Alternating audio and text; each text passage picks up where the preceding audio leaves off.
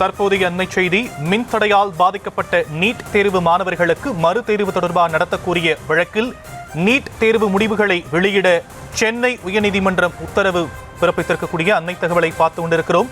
NEET தேர்வு தொடர்பான வழக்கில் சென்னை உயர்நீதிமன்றம் உத்தரவு பிறப்பித்திருக்கிறது. அது குறித்தான அண்மை செய்தி.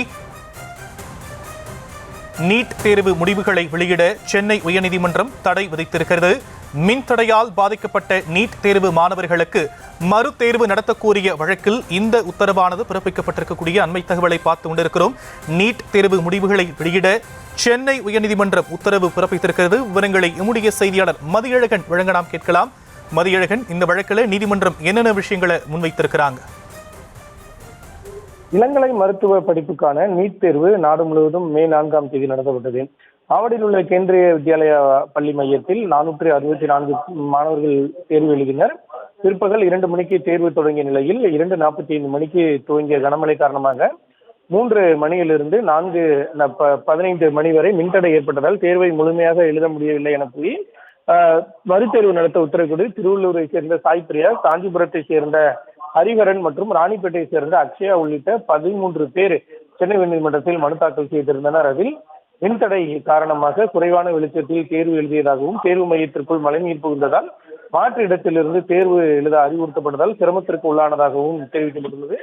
கவனச்சிதறல்கள் காரணமாக திறமையாக தேர்வு எழுத முடியாத நிலையில் கூடுதல் நேரம் ஒதுக்கவில்லை எனவும் முழுமையாக தேர்வு எழுத முடியாததால் தேசிய தேர்வு முகமைக்கு புகார் அளித்து நடவடிக்கை எடுக்கவில்லை எனவும் அந்த மனுவில் கூறப்பட்டுள்ளது.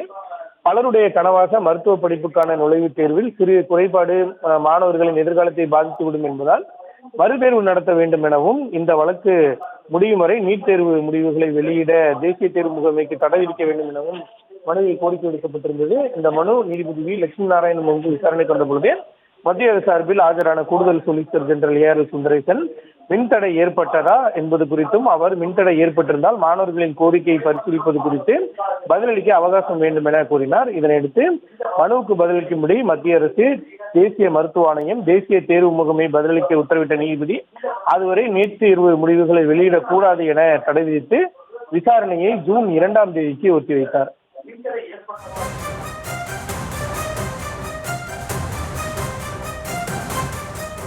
வழக்கு தொடர்பான மேலும் விவரங்களுக்கு நன்றி மதியழகன்.